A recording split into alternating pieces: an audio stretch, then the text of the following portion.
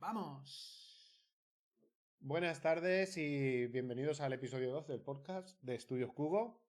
Tenemos a Nacho, Muy buenas. artista 3D y maestro también. Maestro, docente, sí. Muy bien. Eh, pues nada, ¿nos quieres comentar un poquito sobre ti? Sí, bueno, me conoces de cuando hiciste Los Deseados, Sí. ¿verdad? Y bueno, pues ese es un poquito el bagaje que nos une, ese proyecto tan bonito que hicimos de un largometraje. Y nada, bueno, pues yo soy docente dentro del Ujú, área del 3D, enseño animación 3D, texturizado, ujú, iluminación, bueno, todo lo relacionado con este mundillo, bueno, un poco de la CGI, pero también del videojuego, sobre todo va enfocado a la industria del videojuego y del cine también. ujú. Mm. Muy bien. ¿Y cómo tomaste la decisión para empezar a ser docente? Bueno, pues yo creo que viene un poquito de la mano de lo que te va pasando un poquito en la vida, ¿no? Ujú, Tú, como todos, ¿no? Cuando eres jovencillo y tienes un poco que decidir qué vas a hacer con tu vida, es como ujú, eh, te das cuenta de que, ostras, de que hay áreas de tu vida en las que pues te gustaría enseñar, te ves enseñando, ¿no? O te ves de monitor, por ujú, ejemplo, en una edad temprana te ves de monitor del colegio, hay de un campamento, perdón, ujú, y luego, bueno, la gente te va dando pistas, vas aprendiendo y te vas dando cuenta de que una cosa no se separa de la otra. El mundo ujú, artístico o el mundo de la comunicación visual, por ejemplo, del cine no tiene por qué separarse el mundo de la docencia, que llega un ujú, punto en el que puedes conseguir aunar las dos cosas ujú. y enseñar eso que tanto te gusta, que tanto te apasiona, ¿no? Entonces, ostras, yo me siento un gran afortunado de haber Mm. llegado hasta ese punto, ¿no? Que es al que yo quería llegar. Porque tú empezaste estudiando, bueno, tienes la carrera de comunicación audiovisual Correcto. y puede ser que todo, que te llevara a tomar esa decisión tu pasión por el cine. Por, ¿O su- o qué te llevó a...? por supuesto, yo creo que bueno, yo tuve la gran suerte de que pude elegir también, ¿no? Hay mucha gente que, de alguna manera, pues en su entorno, vamos a decir, familiar, por ejemplo, o de Ujú, amistades, pero sobre todo el familiar, es como, bueno, está lo que me gusta y luego lo que me va a dar de comer, ¿no? Y claro. mucha gente ha tenido ese tema, ¿no? Y es un tema real, es una problemática real, pero bueno, pues a mí me enseñaron que voy a pasar muchas horas de mi vida trabajando, ¿no? Ujú, Y que si no hago algo que me guste, pues que, jolines, que se puede pasar muy mal, ¿no? Y, y entonces yo tomo la decisión de estudiar esto porque también tengo una influencia alrededor. Yo me llevo 10 años con mi hermana, ¿no? sí. Mi hermana tenía un grupo de música y en ese grupo de música pues había mucha magia, había mucho, era un rollo muy rockero, muy, no sé si decir metalero, un rollo muy, muy friki. Y, ostras, ganaban premios, se movieron Sí. bastante bien durante aquel entonces. Y lo que pasaba era que en ese alrededor habían influencias muy chulas pues, del Ujú, cine ochentero, ujú, pues de terror, había mucha influencia pues, de Dragon Ball, de ujú, ciertos animes, ujú. y claro, claro, tú eres pequeño, tienes 8 años, tienes 7 años, lo que sea, o ya cuando tomas la decisión, ¿no? 16 que vas a ver si haces un bachiller o qué haces. Y dices, jo, es que esta gente ha estudiado cine, Ujú. esta gente ha estudiado sonido, esta gente ha estudiado diseño gráfico, ¿no? Que también te lleva un poco por el camino de la ilustración, si quieres. Y pues yo también, yo también, si esta gente se está ganando la vida y está haciendo cosas tan chulas, yo también. Entonces yo tengo la gran suerte no solo de la parte de la familia, sino también de que a través de mi hermana y de los amigos de mi hermana me descubren que se puede, que se Sí. puede. Además, yo la verdad es que te conozco como un friki del cine. O sea, sí, sí, sí. Sí, Vale, bueno, y... Pero, o sea, la situación en la que te encuentras ahora mismo, el momento en el que te encuentras ahora mismo, ¿cuál fue el detonante o lo que te llevó hasta donde estás ahora mismo? ¿Fue una persona? ¿Fue una a película? donde estoy yo ¿Fue...? en la docencia, quieres decir. Sí. Eh, es curioso porque cuando me comentas eso no pienso tanto bueno, yo qué sé, hice un máster de animación, ¿no? Y tuve delante pues, a Pablo Navarro, tuve Sí. delante a Pepe Sánchez dándome clase, tuve a Agreda, ¿no? A José Luis Agreda, que es un gran diseñador de personajes, pero no, cuando pienso en la docencia no pienso en ninguno de ellos, porque ahí eso ya es más un poco el área pues, de lo que sea, ¿no? De la animación, de no sé qué. Pero yo siempre he pensado que si no hubiese enseñado esto, hubiese enseñado otra cosa. Ujú. Me mola mucho el rollo de estar en un aula, de verdad. Ujú. Y entonces pienso directamente en la influencia de un profe que tuve en secundaria, en el colegio. Ujú. Y este profe fue un poco el que Era profe de plástica. Entonces dices, el profe guay, ¿no? Bueno, era uno de los que más respeto daban porque también era el jefe de estudios. Un tío, además, como tú, fuerte. Y él un día me dijo, pues estaba hablando yo con una amiga, ¿no? Y era como, es que no sé qué hacer, si hacer bellas artes, si hacer magisterio, pero es que magisterio, enseñar lengua, vaya rollo, tal. Y fue él el que me pilló por banda y me dijo, vamos a ver, tú puedes estudiar lo que a ti te mola. Él sabía que yo no iba a hacer.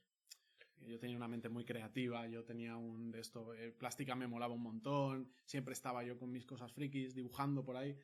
Y me decía, tú puedes estudiar lo que tú quieras, puedes estudiar cine, puedes estudiar comunicación visual, bellas artes, lo que tú quieras, y luego ya convertirte en profesor, formándote, Ujú. sacándote la titulación pertinente y puedes enseñar eso que a ti tanto te mola. Ujú. Ese día, me acuerdo que yo llegaba a casa, hostia, mamá, Ujú. creo que ya sé lo que voy a hacer. Entonces, no digo que haya sido desde los 16 años tirereta, ¿no? Pero porque cuando estudias también te lo venden todo muy bonito. La industria te la Ujú. vende muy bonita, luego te das cuenta de que es de otra manera. Pero sí que fue una estela. Yo creo que sí que fue Ujú. una estela de esperanza o de en realidad me veo. Qué guay Y conocer a gente así, ¿eh? Y, sí. o sea, por ejemplo, para el espectador que no conoce, el tipo de animación que tú enseñas, ¿cómo, o sea, de qué forma lo emparejarías o podrían reconocer al espectador normal que no conoce de animación a un proyecto audiovisual, a una película? Por ejemplo, ¿es una animación más parecida a las películas de Pixar? ¿Es una animación más parecida a animaciones realistas de El Señor de los Anillos? Para el espectador normal, ¿cómo comentarías tú para que entiendan un poco cómo es tu labor como maestro? Dentro de la animación, ¿cómo Ujú. enseñamos la animación cuando hay tantas vertientes? Quieres Sí, decir, ¿no? exacto. Podríamos irnos al CGI del Señor de los Anillos, comentas, o Ujú. podrías irte a Pixar y Disney, ¿no? Exacto. Claro. Al final, es lo que decimos cuando recién llegan, ¿no? Que están ahí Sí, en primero y a lo mejor depende también, porque hay gente que viene con un bagaje que dices, Dios mío de mi vida, ¿qué le voy a enseñar yo a esta persona, ¿no? sí, Pero lo fundamental y más importante es que lo que tú crees, lo que tú animes, esté animado y no esté, me decían a mí también otros profes que tuve, que no se mueva, sino que esté animado, claro. ¿no? Animar se llama así porque viene del griego anima, que es dotar de vida, dotar de Ujú. alma. Anima es alma, ¿no? Entonces, los puristas y muchos profes que tuve yo eran muy exigentes o muy repetitivos con el eso se mueve, no está animado, Ujú. ¿vale? Esa Eso, pelota, ese personaje se está moviendo, pero no está animado. claro. Entonces ahí yo creo que englobo un poco todo lo que tú me has pasado, que me has planteado, que es ya sea no sé, dices el Señor de los Anillos, ¿no? Pues esos caballos, ¿no? Que salían del río, ¿no? Ese CGI tan temprano del Señor de Sí, los Anillos que ha envejecido también. O ya sea, es un CGI integrado en live action, o ya sea, pues las animaciones que podamos ver en Pixar, sea lo que sea, que esté animado y que no se mueva, ¿no? Y entonces, ¿cuál es la diferencia? Que tenga los 12 principios. claro. ¿Vale? Hay 12 principios establecidos que establecieron pues la escuela primera que salió, ¿no? Esa escuela que venía del estudio de Disney, ¿no? Pues eso, pues cuando se hicieron grandes ahí, pues los años 30, ¿no? Los años 40, tal. Pues la gente que ya llevaba ahí trote, pues aunaron esas técnicas y dijeron, vale, pues es que resulta que existen 12 principios Ujú. que si una animación no los tiene, no los cumple, eso no, como me decían a mí, no tiene alma, Ujú. no está animado, ¿no? Y eso entonces, si lo resumes así o si lo sintetizas así, puedes hablar de videojuegos, puedes hablar de Pixar 3D, puedes hablar de la cuna de Disney, ¿no? El 2D, Claro. o puedes hablar incluso del CGI dentro de cualquier película de ciencia ficción o de fantasía, que Claro. también tiene muchísimo de animación, claro. Yo, o sea, creo, bajo mi opinión, un resumen que yo haría, con el poco conocimiento que yo tengo, es como que lo que tú vas a animar es como que tiene que tener una línea de pensamiento. El personaje, por ejemplo, si tú vas a animar un águila, para diferenciar entre que se mueva y que esté animado. ¿no? Que es lo que tú dices. Tiene que haber como una línea de pensamiento para que ese personaje, ¿qué está haciendo? ¿Hacia dónde va? Que tenga un Esa- propósito el personaje, ¿no? Exactamente. Porque si no es cuando se ve falso también, si no es cuando falta animación. Creo yo, bajo mi punto de vista, no sé cómo lo ves tú. Sí, va por ahí, va por ahí. Al final tú cuando animas un personaje, también es muy diferente. Ujú, Por ejemplo, hablas de un águila, ¿no? Pues no es lo mismo el aleteo de ese águila que, pues si esa águila ujú. resulta que es un personaje animado que tiene una intención en la historia y que tiene Sí, tal. Lo que quiero decir es que si tú animas un águila que va a salir por ahí de fondo, tal, pues animas bien su aleteo, te preocupas de que cumpla con el principio de los arcos, el principio del overlapping, si quieres, y que se vea realista y ya está. Pero si es un personaje que de alguna manera tiene que seducirte, tiene que atraparte a que estés viendo la película, por ejemplo, o el tráiler, lo que estés sí. viendo, sí que tiene que tener esa línea que dices de propósito, ¿no? Es Ujú, como... Al final, a mí me lo decían mucho, el animador es un actor, no deja de ser un actor. ujú. Y tú de eso sabes mucho, ¿no? O sea, todas esas reglas que a lo mejor a ti en teatro y a mí te enseñaron de, no, pues mm, la línea de la mirada, ¿no? Primero va la Sí, mirada y luego va a lo mejor el mentón y luego va el propio sí. empuje del cuerpo. O, por ejemplo, que el centro gravitacional de un personaje está en la pelvis, ¿no? Normalmente, pues Ujú, mucho de ese acting teatral se junta y se reproduce también en el acting de los personajes. ujú, Por eso uno de los principios se llama acting, ¿no? ujú, Hay que conseguir ese acting en los personajes y que tengan ese propósito que tú ujú. dices. ¿Hasta qué punto, cómo podrías explicar brevemente todo el trabajo que hay detrás de una animación en una película, por ejemplo? Puedes coger ejemplo de una escena, de lo que tú quieras, explicando brevemente todo. Lo que te quiero transmitir es si nos podrías dar una explicación breve de todo el trabajo que hay detrás de una animación para que la gente que no entiende pueda comprender algo de todo lo que hay detrás, porque al final el propósito también de todo esto es explicar a la gente que no conoce todo esto de Que, forma fácil cómo funciona, ¿no? Entonces hay muchísimo trabajo detrás de cada animación. ¿Cómo desde lo luego, podrías explicar tú brevemente? desde luego. Bueno, haría un esquema de una pipeline, ¿no? O sea, le contaría que es una pipeline, que es como un Sí, recetario casi, ¿no? Paso sí. uno, no sé qué, paso dos, no sé cuántos. Y, y, y para una persona que no sepa de este mundillo y de tal, le explicaría cada uno de sus capítulos, ¿no? De esas necesidades que tiene que tener una animación. También cambia mucho según la técnica, Abraham, Sí. porque, por ejemplo, si hablamos de 2D, Ujú. pues, por ejemplo, podríamos empezar, perdona, por un pencil test. Si hablamos solo de animación estrictamente, empezaríamos por un pencil test, ¿no? Que es pues esa prueba de dibujo, con un dibujo no demasiado acabado, pero sí con los volúmenes intuidos del personaje. Esto obviamente después de haber diseñado los personajes, que eso ya sería una fase más temprana, ¿no? De preproducción, de concept.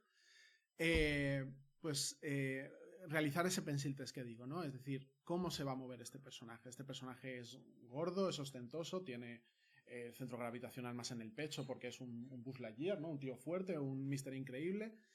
O por el contrario, es una persona más flácida, más delgaducha, que a lo mejor se deja llevar como tal, más el rollo Woody, por ejemplo, Ujú. de Toy Story, ¿no?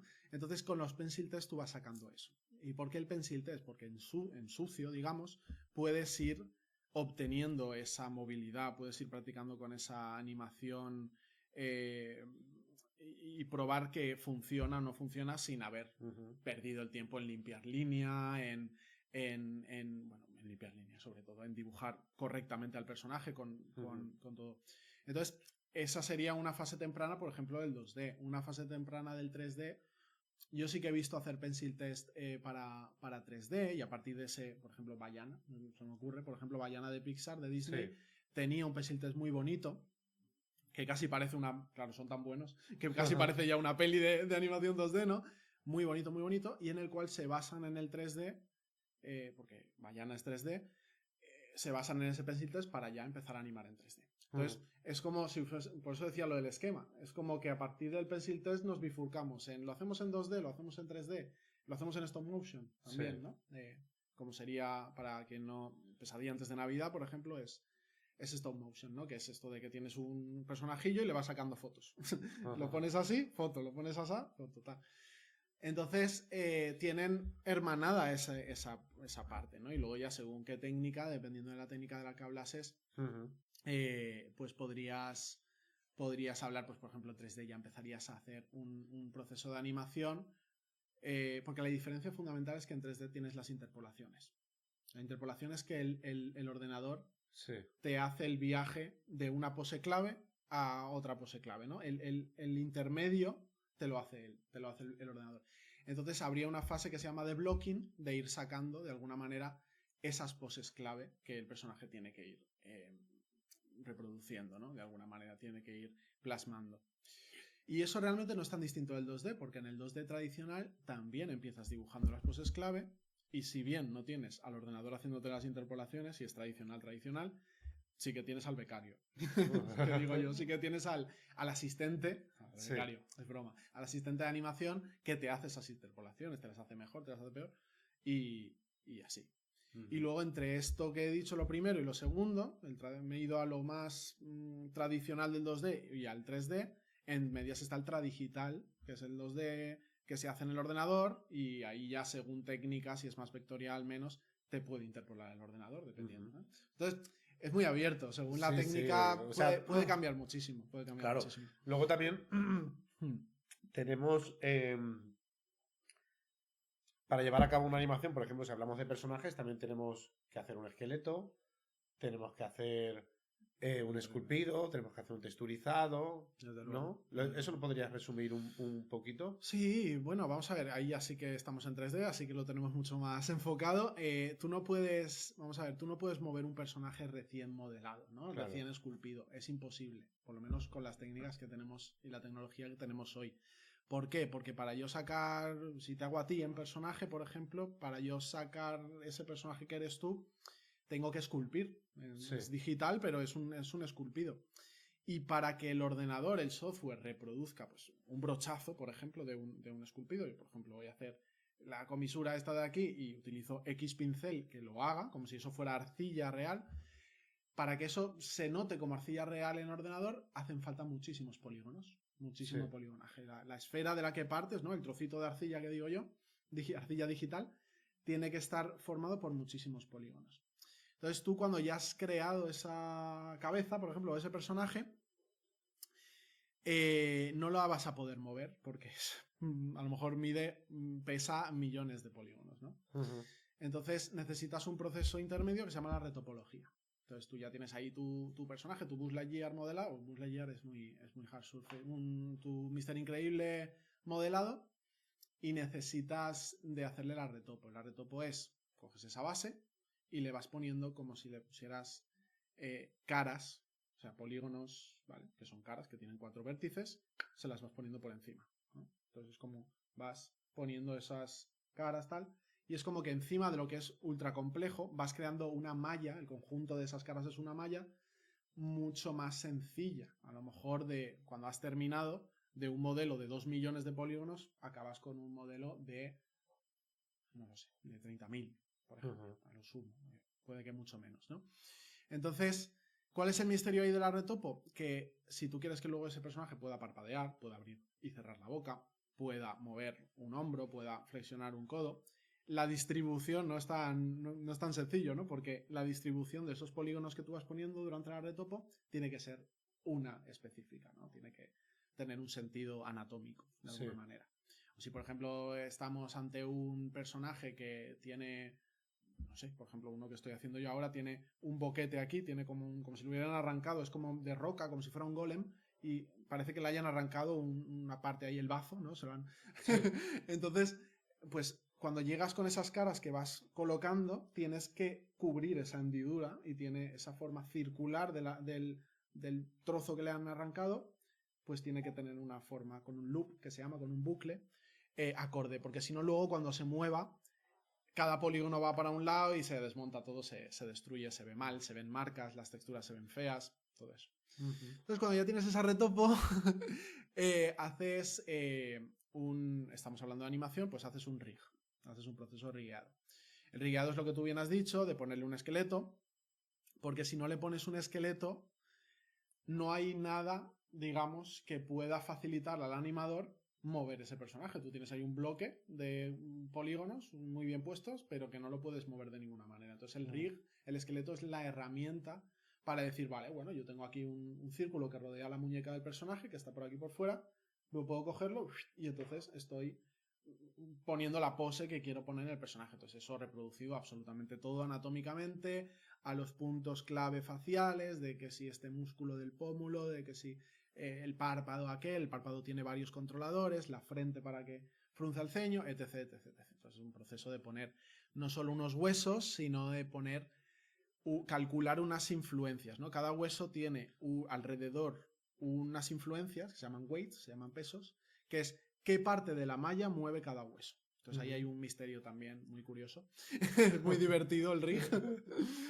Y luego la animación, eh, o sea, se anima fotograma a fotograma, ¿no? en 3D vas fotograma a fotograma si tú quieres. Quiero decir, en lo normal, si tú estás animando un personaje, es que hagas lo que yo te he dicho antes de ir key pose a key pose, es decir, pose clave a pose clave.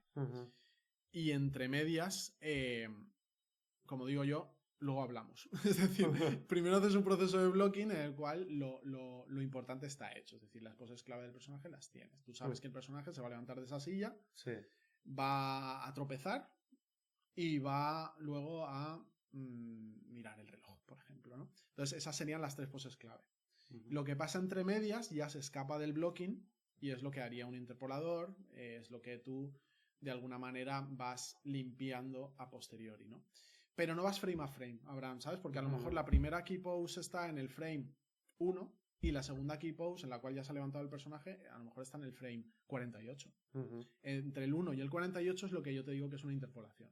No quiere decir que lo haga la máquina y ya está, porque la máquina puede hacerlo muy mal. Suele quedar muy robotizado si se lo dejas a la máquina y ya está, que es lo que pasa con las series más baratas. Tú luego tocas por ahí, haces cositas, haces mini key poses, breakdowns, otras cositas que... ¿Cuándo se hace frame a frame? Cuando tú estás haciendo algo más, y aquí me iría un poquito más al 2D, orgánico, en el sentido, imagínate que en el 2D quieres hacer una salpicadura de un agua, ¿vale? Cae un chorro de agua sobre esta mesa y, ¿sabes? Se derrama.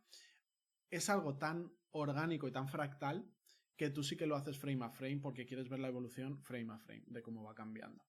No tiene mucho sentido hacerlo por poses porque el agua salpicando no tiene una anatomía, ¿no? No tiene un... Entonces se hace frame a frame. Muy guay. Es que es muy interesante, a mí me gusta mucho. Sí. Y por ejemplo, tú, ¿qué dirías o qué opinión tienes de una película como Avatar? ¡Wow! Pues me encanta en muchos sentidos. No, a lo mejor su fuerte no es tanto el guión, porque siendo fuerte, ¿eh? O sea, hablando en dimensión titanes, no, lo que más destaca de ellos no es de Spielberg en este caso, no es de... Para mí la última es la que mejor guión tiene, ¿eh? Tiene buen guión, pero no es lo que más... son películas más simples, hacen que es puro entretenimiento. Pero la última es la que mejor guión tiene para mí.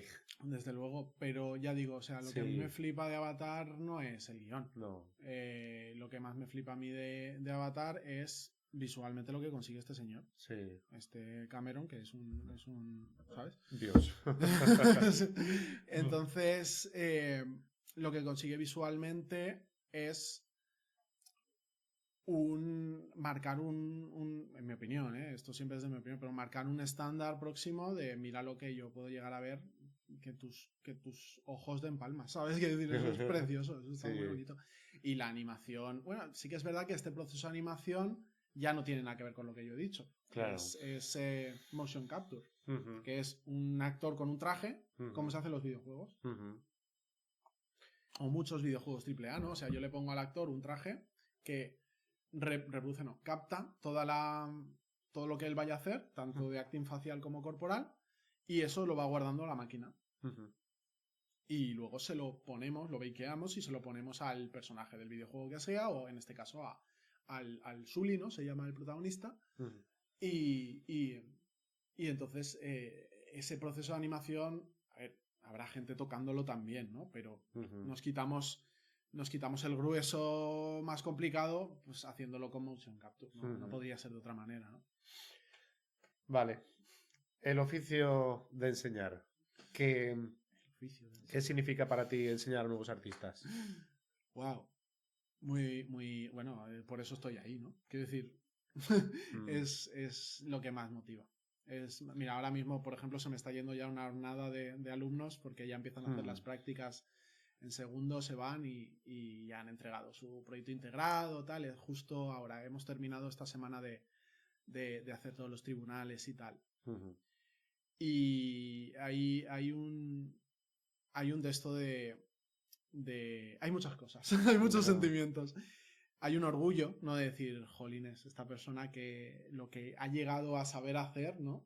Y yo he formado parte ahí ya. ínfimamente de ese progreso y esa persona a saber lo que hará y dónde llegará y yo he formado parte de su... Entonces hay un orgullo, Ujú. una motivación muy, muy grande. A ver, yo creo que es algo muy bonito enseñar. Imagina que algún día alguno de tus alumnos lo viera llegar a lo más alto. ¿Qué significaría para ti?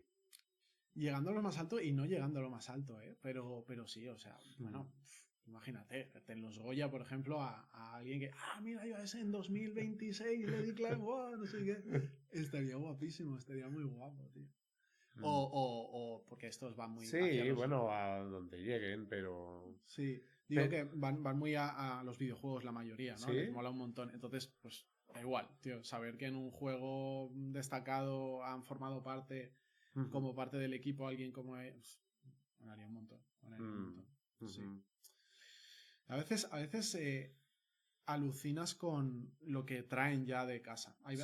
Hay muchas personas, las personas son muy diversas y hay gente que le tienes que explicar, como ahora, ¿no? De como si no lo hubiese visto en su vida, como si acabara de aterrizar aquí sin saber lo que es un frame, y gente que ya viene con un bagaje increíble.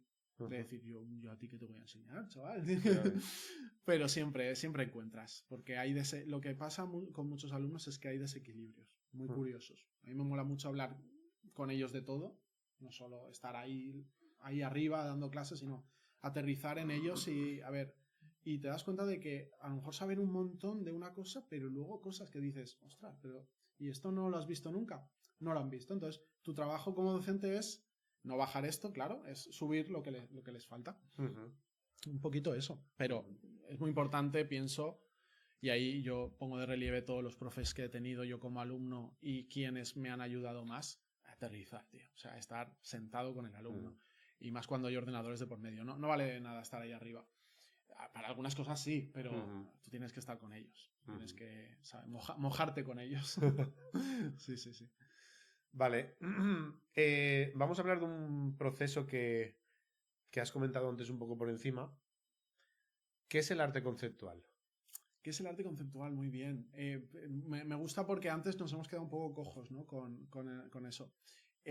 Antes de llegar a ese pencil test que he dicho Ujú, antes, ujú, claro, dices, sí, en el pencil test me pongo a mover a un personaje, pero ese personaje ¿de dónde ha salido? ujú, Pues el arte conceptual te da eso. El arte conceptual te da cómo es un personaje o un conjunto de personajes, ujú, te da el que si hay varios, suelen haber varios personajes, ¿no? En un videojuego, en una serie de animación, en una peli, en una peli live action también, que el estilo case, el estilo de la ropa que llevan, el estilo ujú, de la cultura que a lo mejor te has inventado ahí, por ejemplo, hablabas de Avatar, uh, y todo eso sale del arte conceptual, también los objetos, los props, los escenarios, los environments, todo sale del arte conceptual, entonces es un eslabón de la cadena que forma parte en este caso de la preproducción, todavía no es preproducción, que es importantísimo, o sea, no puedes saltártelo, ¿no? Es a partir de una idea, de un guión, tenemos por aquí guiones, ¿no? Que es texto, mmm, conseguir que eso cobre vida y además que sea único. ujú, Y entonces ahí pues tienes un equipo de profesionales increíbles que dibujan súper mega bien y que te dan propuestas, te dan propuestas, te dan propuestas. Y Y que lo curioso es que la mayoría se desechan. desde luego, sí, sí, sí. Mira, Ujú, hace poco, que no sé si me va a salir su nombre, Su nombre no es su apellido, su nombre es, mira, sí, Ariadna Cervello. Hace poco llevamos a una excursión ahí en la Nau, ¿era? En Valencia, ahora diré dónde fue. Pero bueno, el caso es que vino Ariadna Cervello, que es de un videojuego que se llama Gris, de un estudio llamado Nómada, si no me equivoco, de Barcelona, y ella es la artista conceptual. Entonces esta chica va muy hermanado con esto, ¿sabes? Porque ella decía que no se había visto como arte conceptual de un videojuego, que le parecía muy curioso, pero tú si ves ese videojuego, es fundamentalmente arte. Es para quien lo conozca, Gris, Neva, son dos juegos muy parecidos que tienen un tinte muy de acuarelas, cada escenario es un arte precioso, ¿no? Entonces ella hablaba, y aquí me enlazo con lo que tú dices, hablaba de cómo es el día a día de un artista conceptual. Aquí ya da igual que sea videojuegos, que sea cine. Y entonces ella contaba que ella tenía un objetivo marcado, que le ponían un hito semanal. Entonces a la semana tienes que sacar 20 environments. Claro, Abraham, se van a quedar no con uno de esos 20. Si a la semana das 20 environments, quiere decir que al mes das ¿cuántos? ¿No? Yeah. De todos esos se quedan con uno. O con varios, pero me explico. Entonces sí, todo tiene que ser propuestas y propuestas que no se... Que se van a desechar la mayoría y que no te puedes enamorar de ninguna, en realidad. ¿Y tú crees que es frustrante? O sea, explicado así, la verdad es que suena muy bien, porque al final, a la película, lo que al final llegamos a ver, o en un videojuego, todo ha sido a base de esas ideas que se desechan, pero en ese proceso, ¿tú crees que hay mucha frustración por todo el trabajo que hay detrás, aun sabiendo que la mayoría de esas ideas se van a desechar? Yo creo que no debe de ser frustrante. Bueno, sí, creo que tiene que ser muy frustrante cuando tú te enamoras, porque yo creo que es inevitable. Te enamoras claro. estás haciéndolo y dices, este va a ser. Y luego es que no decides tú. Claro. Tú eres un eslabón en la cadena. Entonces decide. Y a lo mejor quien decide, no lo sé, dependerá del estudio, de la producción y tal. A lo mejor quien decide, claro, en Avatar, pues ¿quién lo decide? El máster. Y dices, ¡buah! Si lo ha dicho él, estupendo. Pero si estás en un estudio que, bueno, pues dices, a lo mejor lo decide un productor. Ya. Aún, ¿sabes? Claro. Quien pone. Tampoco creo que sea así. Es que hay tantas cosas, hay tantos ejemplos de producciones, pero lo que quiero decir y a lo que quiero sintetizar es que tiene que ser frustrante cuando tú no puedes tomar la decisión un poco. Cuando crees que una cosa te comprometes a que va a funcionar sí o sí y luego resulta que es desechado. Pero ahí tengo un optimismo que es cuántas piezas de las que decimos desechadas luego forman parte de una versión de corte del director o de un, claro, o de el contenido este que te daban con el DVD. Me estoy yendo a los años ya de la Picor, ¿no? Pero ¿te acuerdas cuando venían el DVD de, no sé, de Spider-Man o de Troya o de El Señor de los Anillos? Y tenías otro CD guapísimo. A mí me hacía más ilusión ese CD que el otro. Y lo metías y tenías los concept arts de cómo iba a ser Rivendell. Y tú, ostras, mira cómo iba a ser Rivendell, no sé qué. Pues entonces nada se desecha realmente. No, claro, sí. A ver, yo me pongo en situación y a mí me frustraría, la verdad. Porque, claro, tú me estás diciendo que al final, por decir un ejemplo, que pueden ser como 20 ideas a la semana, que sabes que la mayoría de esta remesa te las van a desechar todas porque estás intentando meterte en la mente de la persona que tiene la idea de este proyecto y que, claro, tiene que ser difícil decir, wow, esto me ha salido perfecto y me lo van a claro, pero echar. Sí, es parte del proceso, pero claro, veo que es muy curioso, es precioso, pero muy curioso también por, ya te digo, por todo el trabajo que hay detrás y por todas las ideas que pueden ser buenísimas y que se desechan. Desde luego. Pero bueno, todo luego sirve para algo, ya te digo. Mira, esto lo digo siempre en clase. No sé si conoces, Crash Bandicoot, el videojuego. Vale. ¿Y Jak and Daxter? ¿Te suena? No. Bueno, pues es el mismo estudio que hizo luego un videojuego más adelante. Daxter, que es también un roedor naranja como lo es Crash Bandicoot, dicen que fue un diseño desechado para hacer Crash Bandicoot. Ah, ¿sabes? Entonces quiero decir que que a veces se aprovechan las cosas, Ya, que las ya, cosas ya. no mueren directamente, se dejan caer. Muchas veces se reaprovechan, Ujú. ¿sabes? Vale, y un tema que te quiero sacar. Dragon Ball. Toma. No me lo ¿Cómo? esperaba, ¿Cómo? Abraham. No me lo esperaba. ¿De ti? Aquí está la clave también. De, Bueno, de ti. ¿cómo dirías que ha influido bueno, Buah. en todo? Y En si te todo. devuelvo la pregunta, ¿qué haces? Bueno, pues O sea, a ver, yo no estaría aquí si no fuera por exactamente. Dragon La Ball. pregunta es, ¿estaríamos aquí tú y yo? No solo porque a ti en Hmm, tu infancia, juventud, no sé qué, te influyera y a mí lo hmm, mismo, sino que también ha sido un hilo conector para sí, ti y para mí, ¿no? Hemos hablado un montón de Dragon Ball tú y yo. sí. Porque, vamos, es una cosa que nos ha apasionado siempre, ¿no? Yo, a ver, siempre pienso, si no hubiese sido un producto, habría sido otro, porque cuando eres Sí. pequeño lo que eres es, bueno, cuando eres adulto también, eres un receptáculo de estímulos todo el rato, ¿no? Ujú, Y yo lo que pasaba era que un día, un sábado me levantaba pronto, bueno, estaba mi hermana, estaban mis primos a veces y ponían la tele. Y ujú. ponían, no sé qué cadena sería, la 2 seguramente, y estaba ahí célula reventando a Gohan. Entonces, pero yo siempre lo pienso. Vale, pero dentro de todo eso, porque yo también veía Doraemon, yo también veía Eh, un montón de cosas y justo era eso lo que a mí me... Jolín, pero es que mira que no han pasado años, sí. ¿eh?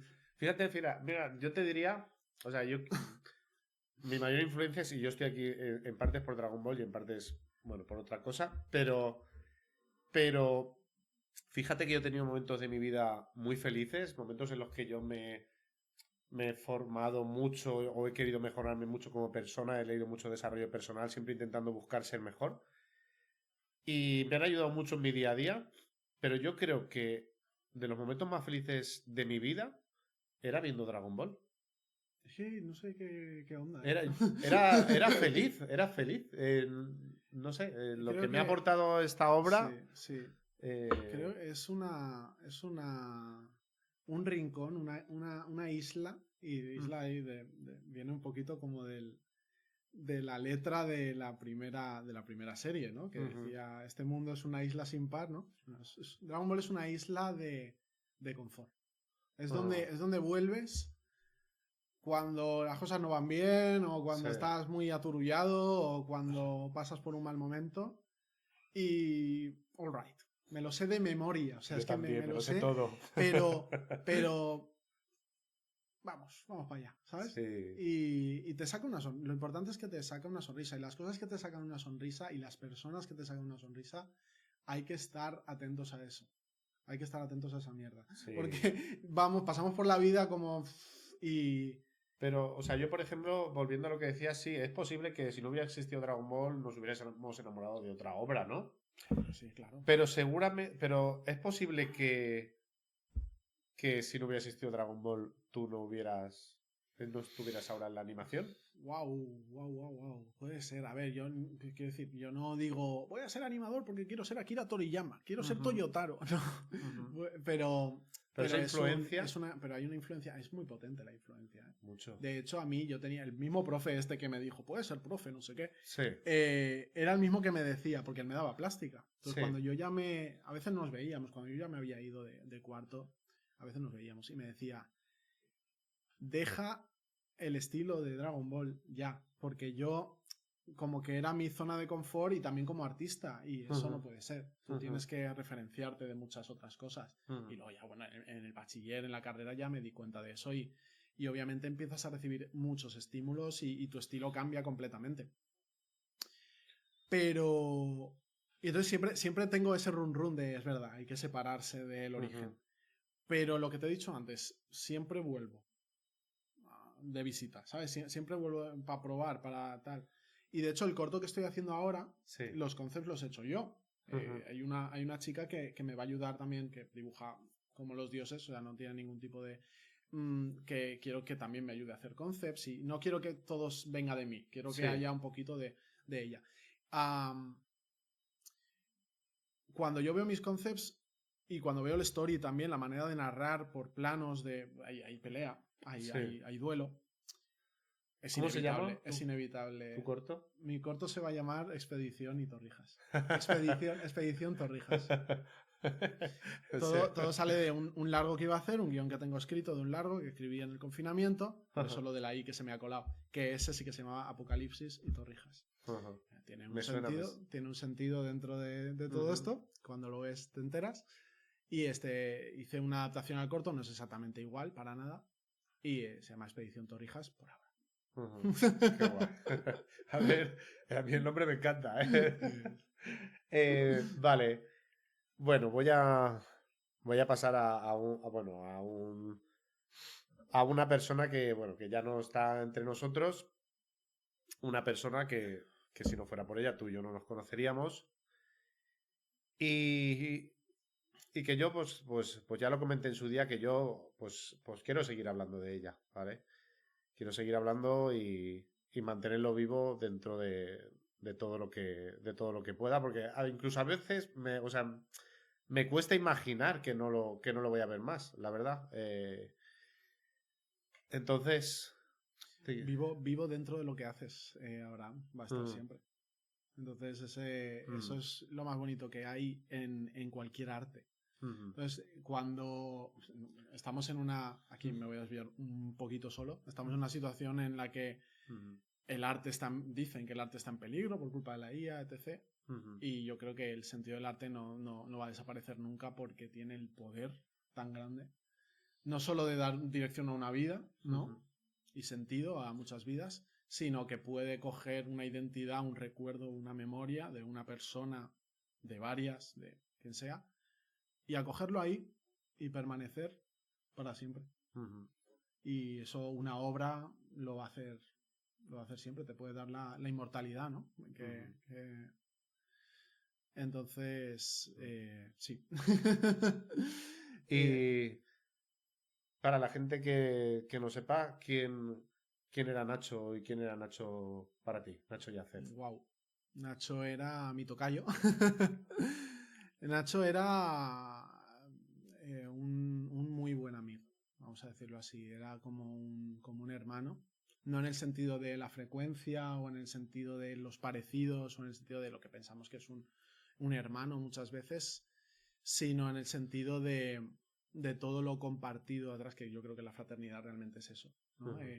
Haber vivido... Al final los hermanos se separan, aunque sean de sangre, se acaban separando, distanciando, ¿no? Pero que tienen en común muchas veces los años de infancia, ¿no? Los años de adolescencia, los años de juventud. Todo lo que vives con tus padres, todo lo que vives tal, y siempre desde una perspectiva de compañerismo y de enfrentar lo que venga, la bronca de mamá, juntos, siempre.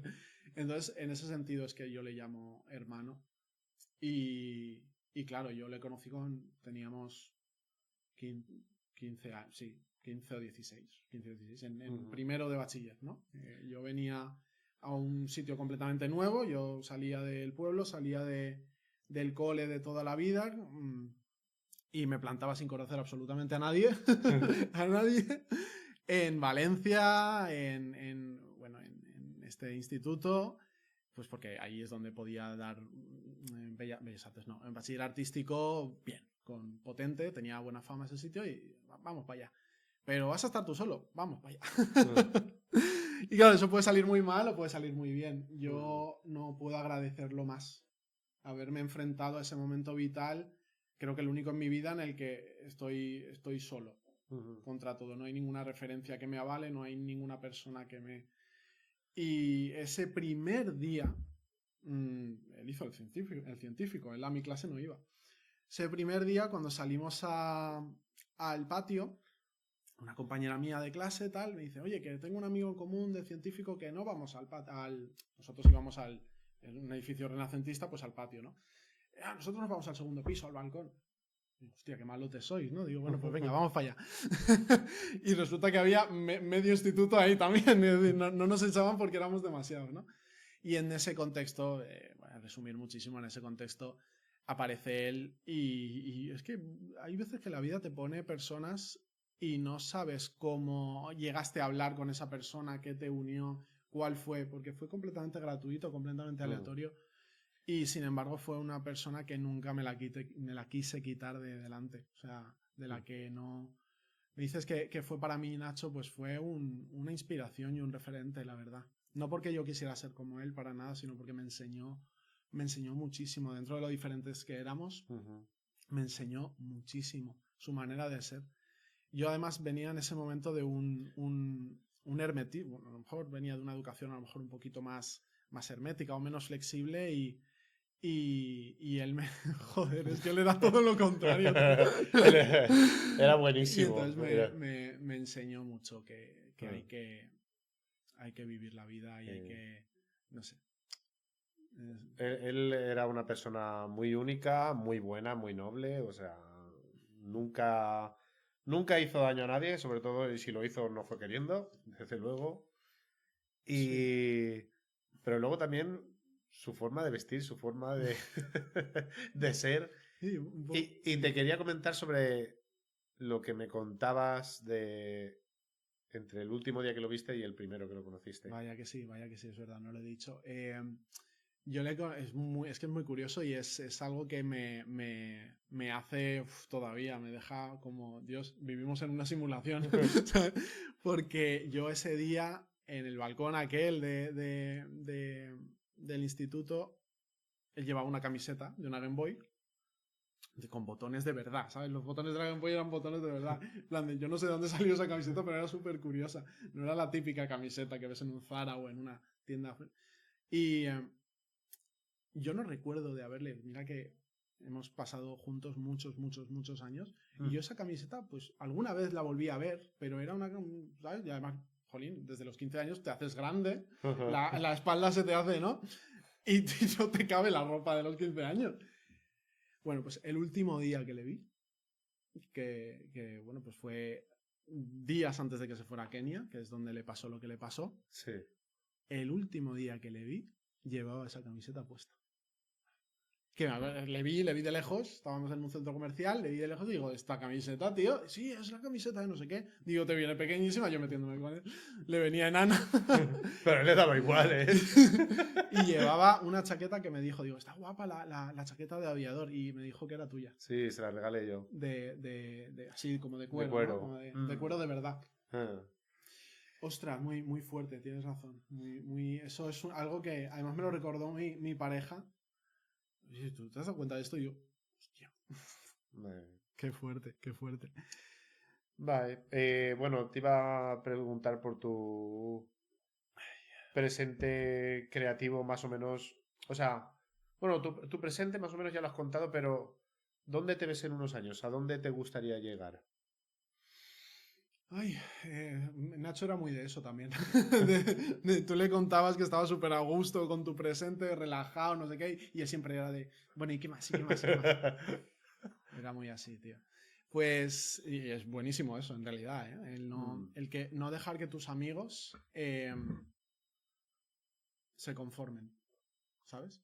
Tampoco ser todo lo contrario, que él era un poco todo lo contrario, de autoexigencia full. Y pasarlo mal incluso. No. Pero sí que alright, estoy orgulloso de ti como amigo, ¿qué más? ¿Sabes? Entonces, bueno, yo estoy muy motivado ahora con el corto que te comento. Es algo que realmente no estoy llevando de una manera muy, no sé si decir, institucionalizada. Es decir, no estoy llevando una burocracia para sacar una financiación todavía. Me gustaría hacerlo en un futuro. Lo que quiero decir es que lo estoy llevando como un hobby ahora mismo, ¿no? ¿Por qué? Porque lo que se lleva la mayoría de mi tiempo es la docencia y no quiero descuidar esa parte. O sea, para mí es muy importante estar actualizado. Esto no es, siempre lo digo, esto no es como enseñar lengua y literatura. Esto año tras año o curso tras curso te tienes que mirar a ver qué softwares, cómo actualiza un mismo software, como que tienes que estar muy espabilado en realidad, ¿no? Para que no te adelante por la derecha. Pero me gustaría mucho, yo me veo en un futuro teniendo ese corto terminado, más que nada porque tengo más ideas. Y Claro. pues, las cosas que quiero contar, ya sea en forma de corto, en forma de cómic, como sea, Ujú. llevan unos temas clave que yo, pues no me gusta, un poco madera, ¿no? Pero no me gustaría irme de esta vida sin haber dejado ese Pues pozo, sí. ese mensaje. Aunque luego eso se vea en un festival o no, o lo vean cuatro familiares y ya está, pero da igual, tú has hecho eso. Sí. Como el que compone una canción y bueno, pues ahí está la Mm. canción. Y cómo, o sea, ¿cómo dirías? Porque, por ejemplo, normalmente nuestras familias nos inculcan o quieren que seamos, pues, digamos, abogado, médico, arquitecto. Mm. Pero claro, cuando tú te quieres dedicar a una rama más cultural, sí que es verdad que tú al final, siendo docente, es como, parece que está un poco más asentado todo, ¿no? Pero también hay una parte. Pero ¿cómo dirías que lleva, en tu caso, o cómo ha podido llevar tu familia tu idea de futuro y de presente? Bueno, a ver, mi familia, al final, yo pienso que... ¿O o cómo sea, te ha influenciado? O si sí, lo han visto sí, sí, fácil, sí, si... sí. Vale, te estás remontando a cuando tú llegas a casa y dices, mamá, quiero ser Claro, artista. claro. Vale, vale, vale. Es que estaba pensando en el presente, no sé por qué, digo, hostia, la familia Ujú, ahora mismo. Vale, pues en realidad ten- creo que lo he dicho antes, pero me siento muy afortunado ujú, porque yo miro a mi alrededor un poco, pues la gente con la que he crecido, ¿no? Y que por suerte estamos en contacto todavía. Y admiro muchísimo a todos mis amigos, o sea, hay eso desde luego que no falte. Pero sí que observo esa exigencia, ¿no? Lo he dicho antes, ¿no? Está hacer lo que te gusta y luego está trabajar. Y yo me siento muy afortunado de que he podido hacer así. He tenido mucha suerte, he currado muchísimo, he estudiado muchísimo, pero desde la cuna, o sea, desde el principio, desde que tú te planteas qué hacer con tu vida, también tuve mucha suerte. En el sentido ujú, de que a mí nadie me decía, no, no vas a hacer un bachiller artístico. ujú. Al contrario, me buscaron el mejor sitio Qué guay, posible. qué guay. Has hecho la carrera? La pública, porque no se puede hacer de otra manera y bueno, no tiene nada que envidiar la pública a la privada, claro. Pero ahora quieres hacer un máster. Allá vamos, ¿sabes? Ujú, Y eso no lo puede decir todo el mundo. ujú. Yo tengo alumnos muy capaces, ahora mismo, que, wow, o sea, te enseño lo que hacen con 22 años y dices, Dios mío, de mi vida y de mi corazón. ¿Qué hacía yo con 22 años? Que las noches las pasan en un Burger King, Ya. Sí, eso es a lo que... limpiando, Ujú. ¿vale? Porque estar en el Burger King no es solo estar ahí poniendo una hamburguesa en una bandeja, Claro, hay claro. que limpiar luego Sí.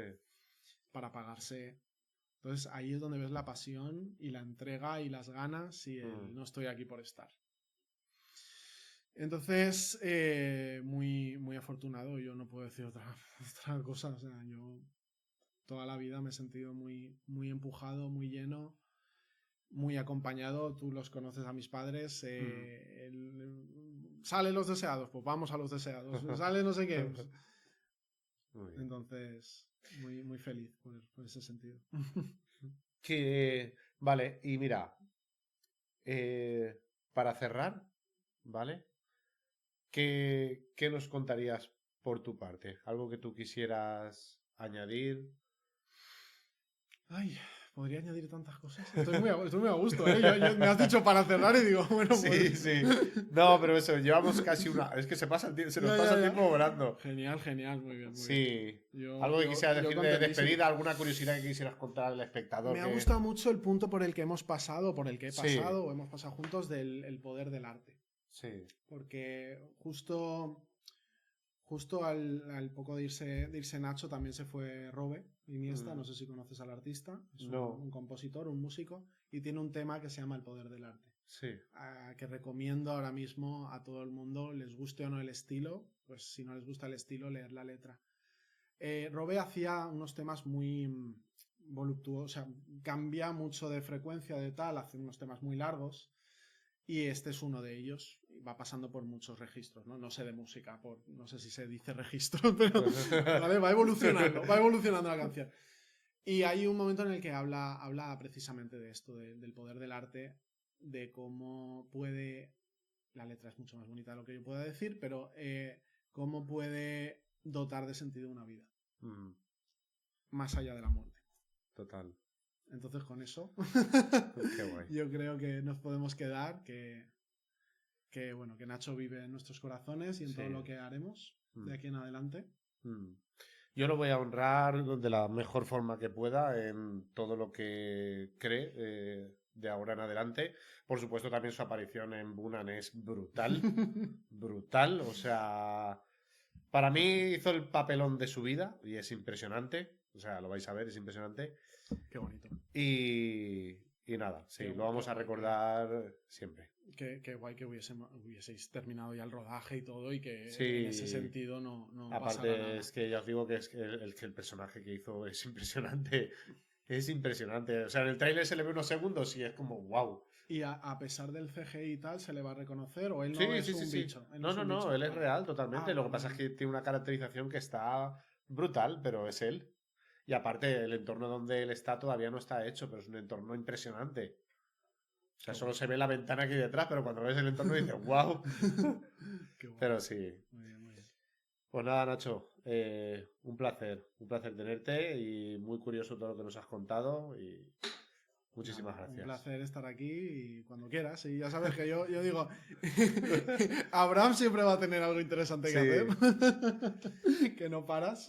No, parar, no puedo parar. Sí, muchas veces digo, me voy a relajar un poco, pero no puedo, No paras. es imposible, Y no cada vez- puedo. Lo decíamos antes de coña, ¿no? Cada vez que vengo aquí ha cambiado todo. La obra se está comiendo al artista. Sí, sí, sí, sí. Madre Sí. mía, qué fuerte todo esto. Pues nada, muchas gracias por acompañarnos y nos vemos en un próximo episodio. Venga, muchas gracias. Adiós.